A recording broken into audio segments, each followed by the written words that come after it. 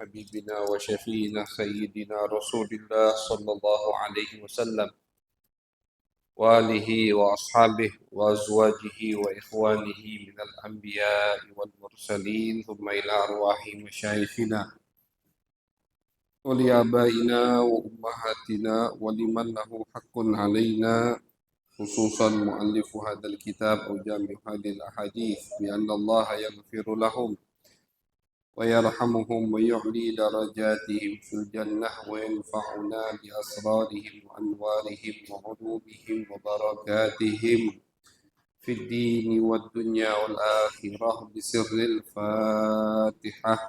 أعوذ بالله من الشيطان الرجيم. بسم الله الرحمن الرحيم. الحمد لله رب العالمين الرحمن الرحيم مالك يوم الدين إياك نعبد وإياك نستعين اهدنا الصراط المستقيم صراط الذين أنعمت عليهم غير المغضوب عليهم ولا الضالين آمين. بسم الله الرحمن الرحيم. وبالسند المتصل إلى المؤلف رحمه الله ونفعنا به وبعلومه وبعلوم مشايخنا وبعلوم سائر الصالحين في الدارين آمين. إلى أن قال: باب ما يقول إذا استيقظ من منامه. وروينا في صحيحي إمامي المحدثين أبي عبد الله محمد بن إسماعيل بن إبراهيم بن المغيرة البخاري وأبي الحسين مسلم ابن الحجاج ابن مسلم القشيري رضي الله عنهما عن أبي هريرة رضي الله عنه أن رسول الله صلى الله عليه وسلم قال: يعقد الشيطان على قافية رأس أحدكم إذا هو نام 3 عقد يضرب على كل عقدة مكانها عليك ليل طويل فارقد فإن استيقظ وذكر الله تعالى انحلت عقدة فإن توضأ انحلت عقدة فإن صلى انحلت عقده كلها فأصبح نشيطا طيب النفس وإلا أصبح خبيث النفس كسلان. هذا لفظ رواية البخاري ورواية مسلم بمعنى وقافية الرأس آخره. Alhamdulillah, puji syukur kehadirat Allah Subhanahu wa Ta'ala. Salawat dan salam kita haturkan kepada baginda besar Nabi Agung Nabi Muhammad sallallahu alaihi wasallam. Ma'asyiral hadirin, Bapak yang dirahmati oleh Allah, alhamdulillah malam hari ini kita menyambung daripada kajian rutinan pembacaan kitab Al-Adhkar. Zikir-zikir yang dikumpulkan oleh Al-Imam An-Nawawi bersanad nyambung kepada baginda Nabi besar Muhammad sallallahu alaihi wasallam. Jadi Al-Adhkar ini zikir-zikir yang dikumpulkan oleh Al-Imam Nawawi rahimahullah bersanad nyambung kepada baginda Nabi Muhammad sallallahu alaihi wasallam. Alhamdulillah kita sudah selesai di bab pertama. Bab di situ Al-Imam An-Nawawi menyebutkan macam-macam zikir yang bersanad kepada baginda Nabi Muhammad sallallahu alaihi wasallam seperti la ilaha illallah, astaghfirullahal azim, subhanallah wa bihamdih, subhanallah walhamdulillah wa la ilaha illallah wallahu akbar, dan banyak lagi zikir-zikir yang sudah kita dengar di bab pertama yang disebutkan oleh Al-Imam An-Nawawi bersanad nyambung kepada baginda Nabi Muhammad sallallahu alaihi wasallam. Di bab kedua ini kita akan mendengarkan atau Imam An-Nawawi akan memulai daripada zikir harian. Akan mulai zikir harian. Beliau mulai zikir pertama atau amaliyah, apa yang harus kita lakukan pertama kali, yaitu setelah bangun tidur. Imam An-Nawawi akan mulai dari zikir bangun tidur sampai itu nak tidur lagi. Akan beliau kumpulkan hadis-hadis terkait dengan zikir dari bangun tidur sampai kita tidur lagi, bernisbat hadis-hadis tersebut bersanad kepada baginda Nabi Muhammad sallallahu alaihi wasallam. Hadis pertama tentang amaliyah atau bangun tidur, beliau riwayatkan, Imam Nawawi riwayatkan dari Bukhari Muslim.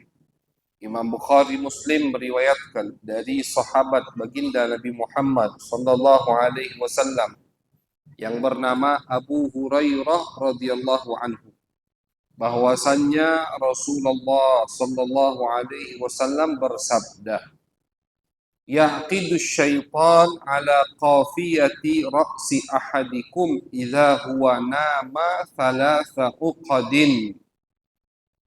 Kata Nabi Muhammad SAW, setan akan mengikat sebuah ikatan di atas kepala kalian jika kalian tidur sebanyak 3 ikatan. 3 ikatan. Setan, kata Nabi, akan mengikat, ulama khilaf. Yang setan ikat ini rambut kita atau sesuatu yang diikat oleh setan, kemudian setan letakkan di atas kepala kita. Al-Imam An-Nawawi dan para ulama kebanyakan lebih cenderung ke pendapat kedua, bahwasannya yang diikat sama setan itu bukan rambut kita. Ya, karena tidak semua orang punya rambut. Tapi yang diikat sama setan benda tertentu, seperti kata Imam Nawawi, Al-Imam Ibn Abi Jamrah mengatakan seperti penyihir kalau mau nyihir orang lain. Penyihir itu kalau mau nyihir orang lain, mereka akan mengambil benda tertentu, ya wallah alam, yang sering kita dengar kadang ada gunting, ada tulang. Hal seperti itu ada betul memang. Dari zaman Nabi Muhammad sallallahu alaihi wasallam. Nabi itu pernah kena sihir. Sihir yang sangat kuat. Tapi tidak mempengaruhi Nabi Muhammad sallallahu alaihi wasallam, kecuali hanya membuat Nabi agak sedikit melantur. Nabi agak sedikit ngelantur, tapi bukan di masalah akhirat atau masalah terkait dengan wahyu. Kata Siti Aisyah, yang agak berubah dari Nabi, cuman kadang Nabi bertanya, aku tadi sudah minum atau belum? Jadi hal-hal keseharian beliau kadang lupa. Itu kata Siti Aisyah yang aneh. Selebih dari itu tidak ada yang aneh. Wahyu dah kata yang berubah. Tidak sampai Nabi ngomong, oh kemarin aku nyampaikan wahyu itu salah, ngelantur aku. Tidak mungkin, karena wahyu dari Allah dan Allah yang akan menjaganya. Sihir ini sangat kuat.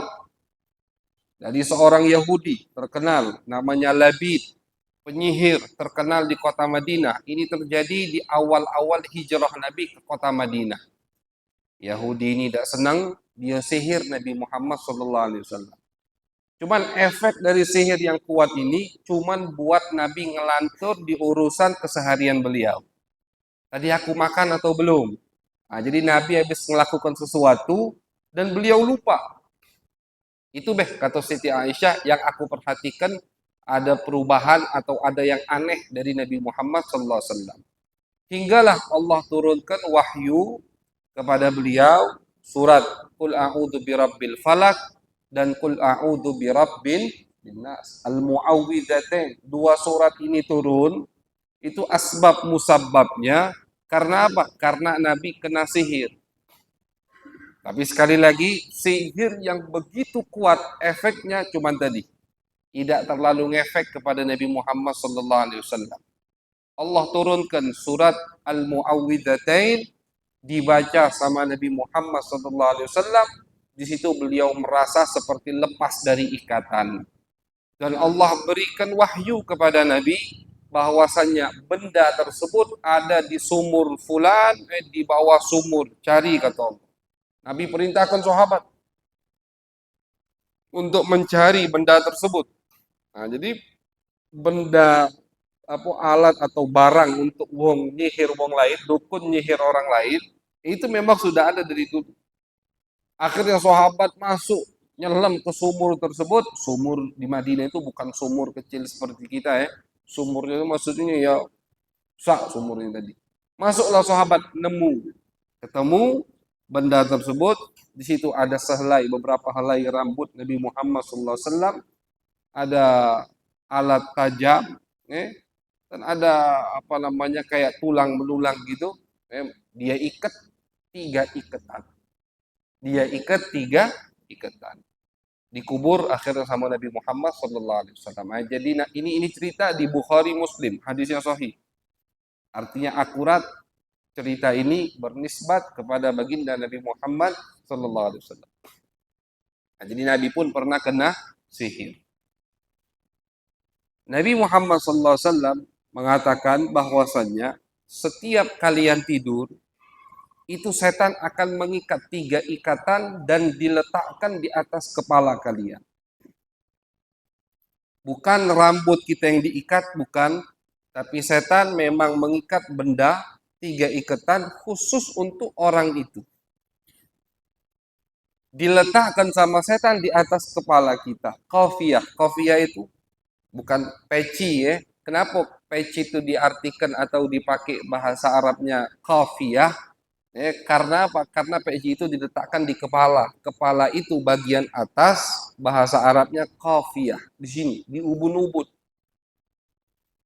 Di sini akan diletakkan sama setan. Dan Imam Nawawi menguatkan bahwasannya ini bukan perumpamaan. Betul setan meletakkan benda tersebut di atas kepala kita. Betul diikat 3 ikatan benda tersebut sama setan. Makanya Nabi kasih tahu kita. Yaqidu asyaitan ala qafiyati ra'si ahadikum. Di atas semua kepala kalian. Nah, cuman ulama mengatakan tentu bukan semua yang diikat sama setan ini. Untuk orang-orang yang Allah jaga, seperti di dalam Al-Quranul Karim, Allah Subhanahu wa Ta'ala berfirman bahwasannya setan, iblis, kamu tidak akan aku beri kuasa terhadap hamba-hambaku yang dekat denganku. Mereka tidak diikat sama setan. Siapa? Para aulia, para ulama yang mengamalkan ilmunya, orang yang dekat dengan Allah Subhanahu wa Ta'ala. Seperti siapa? Ya seperti para nabi, jelas tidak mungkin diganggu atau didekati sama setan. Setan itu nak marah Nabi kebakar atau bisa ditangkap sama Nabi Muhammad SAW. Seperti siapa? Kita jangan contoh ke Nabi, sahabat Nabi. Ada sahabat Nabi yang bernama Sayyiduna Umar bin Khattab. Umar bin Khattab itu jangankan setan nak ngikat atau nak meletakkan 3 ikatan di atas kepalanya setiap dia tidur. Umar baru jalan di satu gang, setan kabur, tidak mau pas-pasan sama Umar. Saking takutnya setan sama Umar. Nabi yang ngomong, kata Nabi, kamu itu luar biasa wahai Umar. Tidaklah kamu berjalan di satu jalan kecuali setan pilih jalan yang lain. Dak galak pas-pasan sama Sayyiduna Umar. Saking takutnya setan sama Umar bin Khattab. Nah, kalau orang seperti ini, tidak mungkin setan berani meletakkan 3 ikatan di atas kepalanya. Kenapa Umar bisa jadi? Ya, karena Umar orang yang bertakwa. Orang yang taat dengan semua perintah Allah. Yang jauh dari kemaksiatan. Sayyiduna Umar bin Khattab. Siapa yang tidak tahu? Kan gitu. Atau selain Sayyidina Umar, tidak mesti sahabat. Para ulama, para aulia. diceritakan oleh Al-Imam Ibnu Abi Jamrah bahwasannya ada seorang ahli ibadah. Ahli ibadah. Allah bukakan pintu hatinya, Allah bukakan matanya, mata batinnya, sehingga ini orang ahli ibadah malam ini nak masuk masjid. Pas beliau nak masuk masjid, nyingok di pintu masjid ada dua setan. Ada dua ini cerita diceritakan oleh Al-Imam Ibnu Abi Jamrah. Ibnu Abi Jamrah ini bukan sembarangan ulama, termasuk yang mensyarahkan Sahih Al-Bukhari. Beliau yang menceritakannya. Kata beliau, ada seorang ahli ibadah yang Allah bukakan hijab matanya ketika mau masuk ke dalam masjid malam. Ngelihat dua setan di depan pintu masjid. Memang setan tidak bisa masuk masjid, tapi ada beberapa setan bisa masuk ke masjid. Makanya dalam hadis Nabi Muhammad SAW bersabda, kalau sholat barisannya itu dirapatkan, kata Nabi. Jangan jadikan sejadah ini pembatas untuk kita tidak ngerapatkan barisan kita, tidak boleh. Satu jengkal kata Nabi kosong, ada jarak dari satu ke satunya, satu jengkal, maka kata Nabi akan masuk setan seperti anak kambing. Kecilnya itu cak anak kambing, tapi nyelip di situ. Ya sudah, kalau sholat kita sampingnya ada setan, tidak bakal khusyuk, tidak bakal khusyuk. Jadi memang setan, tidak semua setan bisa masuk ke dalam masjid. Hanya setan yang Allah berikan izin memang untuk mengganggu Bani Adam ketika beribadah kepada Allah Subhanahu wa Ta'ala. Nah, cuman setan Dwiko ini tidak berani masuk. Wong yang ahli ibadah ini sengaja duduk denger ke ocehan dua setan ini. Kata setan sih, kok masuklah kau itu, nah ada yang lagi sholat, ganggulah. Ada yang lagi sholat, ganggulah. Jangan sampai dia khusyuk. Pengadaluin. Kata setan, tidak berani aku masuk. Takut. Kenapa takut? Kata kawannya. Kawannya tidak tahu. Kata dia, aku takut sama yang tidur itu. Nah. Takut sama yang tidur. Ternyata siapa yang tidur? Yang tidur adalah seorang arif billah, orang yang sangat dekat dengan Allah, sangat terkenal. Ibrahim bin Adham. Yang lagi tidur di masjid itu terkenal. Nama seorang sufi Ibrahim bin Adham. Ternyata yang lagi tidur di dalam masjid adalah Ibrahim bin Adham. Kata setan, bukan takut sama yang sholat. Bayangkan. Tidak takut sama yang lagi sholat. Aku takut sama yang lagi tidur itu, kata dia. Ternyata yang lagi tidur ketika orang penasaran, yang tadi hijabnya dibuka oleh Allah, siapa yang tidur itu? Sampai-sampai setan takut sama yang tidur, bukan sama yang sholat. Datanya yang tidur adalah orang yang bernama Ibrahim bin Adham, terkenal. Orang yang sangat dekat dengan Allah Subhanahu wa Ta'ala. Beliau tinggalkan dunianya untuk dekat dengan Allah. Ibrahim bin Adham ini gubernur atau amir dulu. Kaya raya, lalai, banyak lalai dulunya. Akhirnya beliau bertaubat, dekat dengan Allah, beliau lepaskan semua itu, dunia, jabatan, hartanya. Beliau pergi dari tempat tinggalnya, melancong keliling untuk mendekatkan diri kepada Allah. Terkenal nama Ibrahim. Kata ulama, Ibn Abi Jamrah mengomentari cerita ini. Berarti kata beliau, jangankan nak ngikat 3 ikatan dan diletakkan di atas kepalanya, masuk ke satu ruangan, ada Ibrahim bin Adham lagi tidur, setan lagi tidak berani, apalagi nak ngikat 3 ikatan. Ya, kenapa setan tidak berani ini lagi tidur? Ya, karena orang yang tidur ini orang yang alim, arif billah, orang yang dekat dengan Allah, orang yang kenal dengan Allah, paham syariat Nabi Muhammad. Yang tadi lagi ibadah, cuman lagi ibadah, tapi tidak paham syariat. Makanya setan tidak takut. Tapi dengan ini, setan dah takut. Makanya setan itu paling senang kalau ada orang alim. Alim di sini maksudnya yang mengamalkan ilmunya. Ya. Alim yang betul alim, kenal, dekat dengan Allah. Itu setan senang kalau ada orang alim meninggal. Setan senang kalau orang alim meninggal. Kenapa? Banyak yang berkurang, apa yang membatasi setan untuk menyesatkan umat manusia. Jadi kata ulama, tidak semua. Nabi ngomong setan akan mengikat di atas kepala kalian setiap kalian tidur 3 ikatan. tapi tidak semua. Dengan dalil tadi ayat suci Al-Quran, Allah Subhanahu wa Ta'ala mengatakan, kamu tidak akan bisa menyesatkan hamba-hambaku yang pandai bersyukur, artinya para ulama, para aulia, orang yang dekat dengan Allah. Dan kata ulama juga orang-orang yang membaca wirid-wirid yang dianjurkan sama Nabi. Ya, seperti dalam hadis Nabi besar Muhammad sallallahu alaihi wasallam, beliau mengatakan, barang siapa yang baca ayat kursi sebelum tidur, maka dia akan dilindungi dari setan. Nah, yang baca nanti bakal banyak.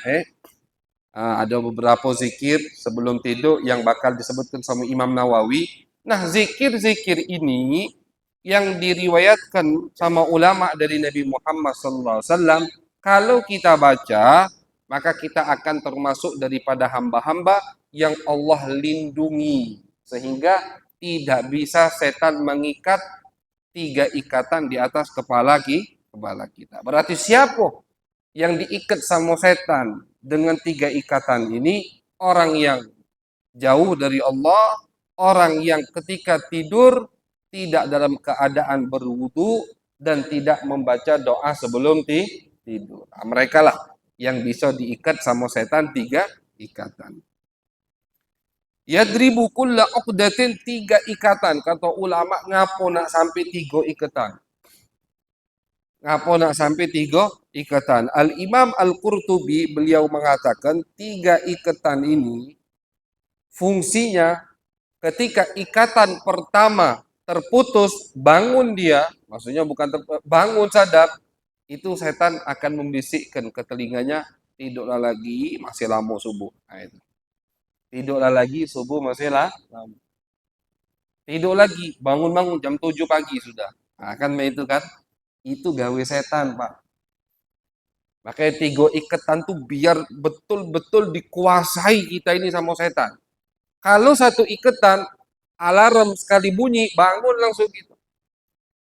Atau tidurnya sudah lama. Kadang kalau orang yang tidur cepat jam 9 atau jam 8, jam 9 tidur, itu insya Allah jam 4, setengah 4 bangun sudah. Apalagi orang yang makin lanjut usianya, dari ilmu kedokteran ini juga dibahas, makin cukup dengan tidur yang sebentar. Yang paling banyak tidur budak kecil. Makin umur makin tua, makin sedikit kita tidur. Tidur baru 3-4 jam lah cukup, ya umurnya makin tua. Memang begitu. Dari ilmu kedokteran juga begitu. Tapi kenapa kalau di waktu subuh susah nak bangun? Karena tadi baru bangun, subuh misalkan setengah jam lagi, 15 menit lagi, kagetlah. Alaika lailun tawil farqud, kata setan, malam masih panjang, tidurlah lagi. Nah, karena dia ikatan kedua itu. Tidur lagi, bangun-bangun sudah siang. Naudzubillah minna. Jadi kenapa setan sampai butuh 3 ikatan tadi? Buat antisipasi, jangan sampai dia ini bangun, dah sengaja bangun, akhirnya nak sholat. Nah, jangan sampai itu dikasih atau diikat dengan 3 ikatan oleh setan. Fa in istaiqadha wa dzakarallaha ta'ala, tapi Nabi tetap sayang sama kita. Kata Nabi, kalau misalkan dia bangun, diikat tadi 3 ikatan sama setan. Wa dzakarallaha ta'ala, kemudian dia berzikir kepada Allah dengan zikir yang tadi yang akan nanti bakal disebutkan, zikir bangun tidur yang diriwayatkan oleh Nabi besar Muhammad sallallahu alaihi wasallam.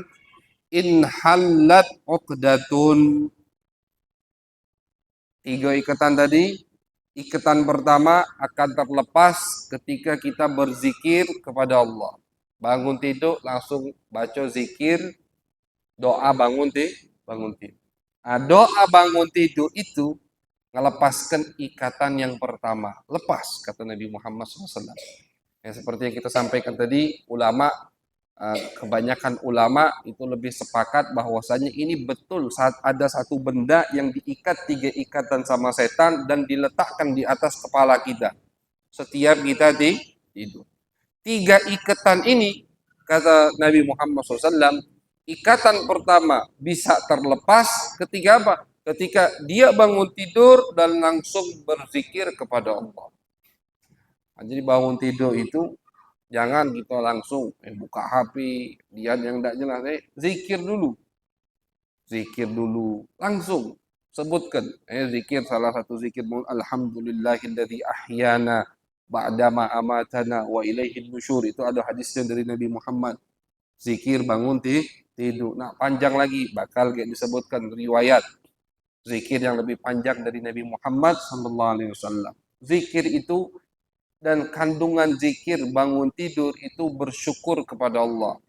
Karena sudah diberikan kenikmatan tidur, bisa istirahat sehingga badan bisa fit kembali. Tidur itu kan nikmat dari Allah. Banyak Pak orang yang tidak bisa tidur. Sampai minum obat untuk bisa tidur. Artinya apa? Artinya tidur pun itu nikmat dari Allah Subhanahu wa taala. Wa ja'ala al-laila sakana, kata Allah. Ketika Allah lagi menyebutkan nikmat-nikmat kepada Bani Adam di dalam Al-Quran, salah satunya kata Allah malam. Nikmat termasuk nikmat waktu malam. Kami jadikan waktu malam sakan, sukun, tentram, tenang kalian. Makanya yang ribut di waktu malam itu berarti tidak mengikuti fitratullah. Malam itu waktu tenang, waktu tentram, waktu istirahat di dalam rumah, itu nikmat dari Allah Subhanahu wa taala.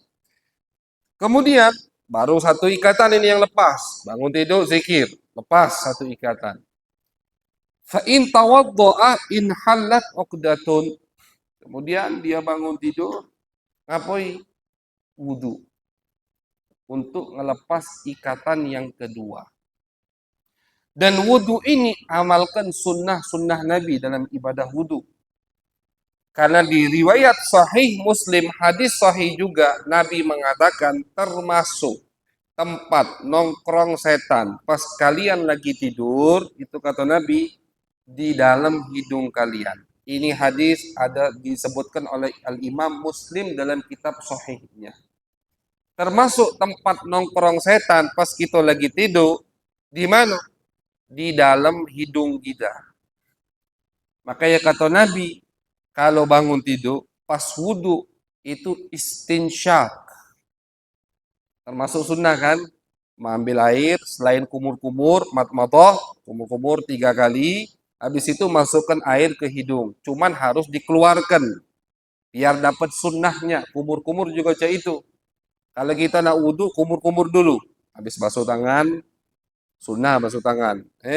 Habis itu kita kumur-kumur. Nah, kumur-kumur kita telan sekalian, tidak dapat sunnahnya, tidak dapat pahala sunnah. Kumur-kumurnya harus dimetu ke, biar dapat sunnah.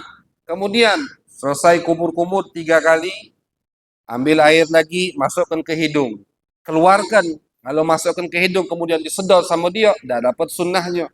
Harus dikeluarkan biar dapat sunnahnya. Caranya, ulama omong banyak caranya atau ada beberapa riwayat dari Nabi. Terkadang Nabi ngambil 1 cedok air langsung untuk kumur-kumur, sisanya Nabi masukkan ke dalam hidung. Jadi 1 canting atau satu cedokan air, ya, untuk kumur-kumur dan langsung sisanya masukkan ke hidung. Bisa saja itu sekali sudah dihitung, berarti 2 sunnah 1 kali. Ambil air kedua, masuk ke mulut, masuk ke hidung sampai 3 kali. Bisa juga caranya kata ulama, ini dari riwayat Nabi kalau dua-duanya diamalkan sama Nabi. Bisa juga caranya 1 kali kumur-kumur, 2 kali kumur-kumur, 3 kali kumur-kumur, baru hidung pula. 1 kali, 2 kali, 3 kali. Boleh juga 1 kali kumur-kumur, 1 centong buat kumur-kumur, habis itu ambil lagi buat hidung.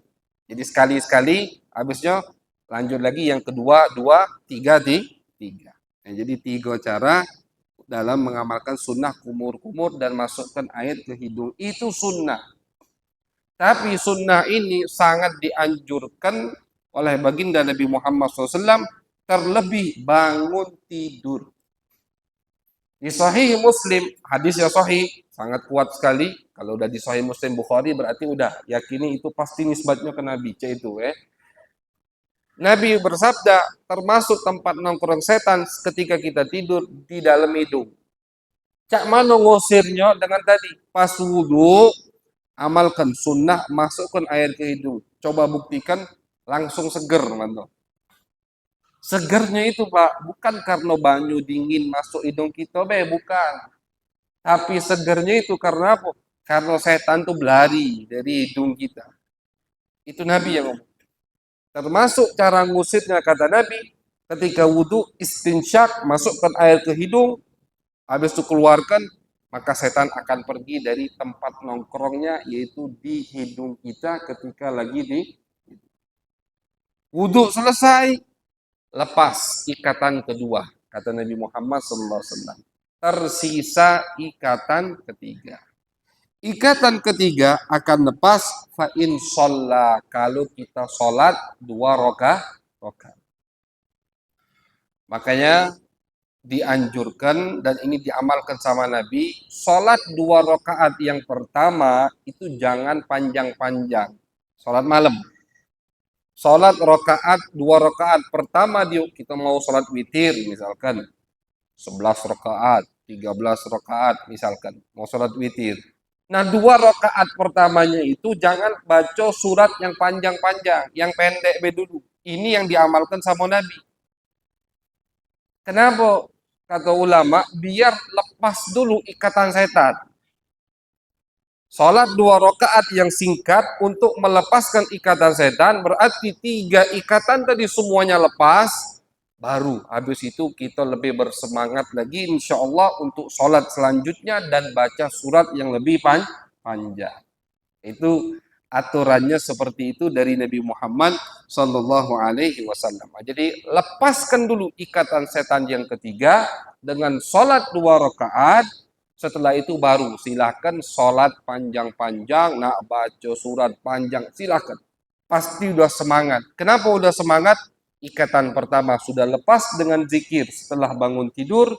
Ikatan kedua sudah lepas dengan kita berwudu. Ikatan ketiga sudah lepas dengan 2 rakaat yang singkat yang habis kita lakukan. Baru kata Nabi, fa asbaha nasyitan thayyiban nafsi. Orang tadi kata Nabi, ini dampaknya untuk kesehariannya habis itu. Kata Nabi, orang yang ngamalkan apa yang barusan diajarkan sama Nabi, maka dia akan melalui harinya. Hari itu dalam keadaan semangat, selalu positif, ya, dan selalu Allah beri taufik hidayat untuk mengambil keputusan yang benar, keputusan yang meridai Allah dan Nabi Muhammad SAW. Jadi dari Nabi itu ngasih kuncinya dari awal, dari bangun tidur sudah. Biar hari kita ini, besok misalkan, biar besok kita tuh banyak taatnya daripada maksiatnya, gampang untuk melakukan kewajiban dan gampang untuk meninggalkan kemaksiatan, itu kata Nabi kuncinya dari bangun tidur. Ini Nabi ngajari kita. Lepaskan dulu 3 ikatan setan itu. Kalau sudah lepas, maka kalian akan melalui, ini Nabi yang ngomong, kalian akan melalui hari-hari kalian dengan semangat. Semangat apa? Semangat untuk beribadat, semangat untuk meninggalkan yang diharamkan oleh Allah Subhanahu wa taala, semangat untuk mencari nafkah dan apa namanya hatinya itu tentram terus kata Nabi. Thayyiban nafsi, tentram jiwanya. Positif terus pikirannya. Kalau jiwa kita udah tentram, sudah senang pasti kita seharian itu. Yang penting itu kan ketentraman jiwa, Pak. Kadang ada wong duitnya banyak, tapi jiwanya tidak tentram, kurang itulah. Ada wong yang ala kadarnya Allah berikan rezeki hari itu, tapi jiwanya tentram, lapang dadanya, qanaah, ngerasa wong paling kaya sedunia. Itu yang kita pengen, bukan duit banyak tapi hati miskin. Dari mana kita dapatkan itu? Kuncinya kata Nabi dari bangun tidur, langsung diamalkan 3 itu. Wa illa, kalau tidak kalian amalkan kata Nabi, asbaha khabithan nafsi kaslan. Dia akan bangun atau dia akan melalui harinya itu jiwanya tidak tentrem, jiwanya itu atau dirinya itu selalu pengen melakukan yang melanggar perintah Allah, kaslan dan malas. Lesu, nah ini lesu, nah ini lesu, nah ini lesu, nah kumuh akhirnya. Tidak aktif. Dari mana itu? pucuk palanya masih ada 3 ikatan setan seperti yang disabdakan oleh baginda Nabi Muhammad sallallahu alaihi wasallam. Nah, jadi kalau pengen hari kita kita lalui dengan positif, hari kita pengen bahagia, jiwa kita pengen tentram di setiap harinya, setiap bangun tidur amalkan ini anjuran arahan dari baginda Nabi Muhammad sallallahu alaihi wasallam. Setiap bangun tidur langsung kita zikir, baca doa bangun tidur. Jangan sampai lupa yang pendek tadi minimal yang pendek alhamdulillahilladzi ahyana ba'da ma amatana wa ilaihil nusyur. Minimal dari itu. Kemudian kita wudu, dalam wudhunya kita amalkan betul sunnah Nabi Muhammad SAW. Setelah itu, sholat 2 rakaat. Sholat 2 rakaat, baik sholat tahajud atau sholat witir atau sholat 2 rakaat sebelum sholat subuh. Setelah itu sholat subuh, kata ulama, tidurlah lagi. Tidak bakal diikat lagi sama setan. Udah selesai. Jadi, 3 ikatan ini, kapan waktunya? Tidur di waktu malam. Habis itu kita tidur lagi, sudah ngelepas 3 ikatan tadi, kita tidur lagi. Habis sholat subuh misalkan, walaupun Nabi tidak menganjurkan untuk tidur habis subuh langsung tidur, tidak dianjurkan sama Nabi Muhammad. Minimal tunggu sampai isyraq, minimal tunggu sampai isyraq, sholat 2 rakaat atau 4 rakaat, bisa digabung dengan sholat duha. Ketika terbit matahari sudah lewat 12 menit atau 16 menit, bisa udah masuk sholat duha situ, sholat gitu. Nah baru, kalau kata gawi, nah selonjoran lagi, silahkan. Silahkan. Jadi minimal itu. Tapi kata ulama, walaupun misalkan dia capek misalkan badannya, tidak apa-apa. Habis subuh yang penting selesai kalau subuh wirid yang wajib, yang sunnah-sunnah sudah dia baca kalau dia nak hidup lagi, silahkan. Diikat lagi tidak sama setan? Tidak diikat lagi. Ngapa? Udah dilepas tadi 3 ikatannya. Nah, jadi kalau kita udah ngamalkan 3 sunnah tadi, setelah bangun tidur malam, kemudian kita tidur lagi, setan tidak bisa ngikat lagi. Sudah selesai atau sudah habis jatah setan untuk ngikat di atas kepala kita. Karena tentunya kata ulama, setan tidak bisa melakukan itu kalau tidak diizini sama Allah. Itu semua atas izin Allah Subhanahu wa taala. Ya, mudah-mudahan kita bisa mengamalkan sunnah Nabi Muhammad sallallahu alaihi wasallam sehingga hidup kita makin berkah, setiap harinya makin dekat dengan Allah Subhanahu wa taala. Amin ya rabbal alamin. Allahumma aghnina bil ilm wa zayyinna bil hilm wa akrimna bit taqwa wa jammilna bil afiyah. ربنا تقبل منا إنك أنت السميع العليم وتب علينا إنك أنت التواب الرحيم وصلى الله على سيدنا محمد وعلى آله وصحبه وبارك وسلم والحمد لله رب العالمين. Ya Tori, ada yang tanya?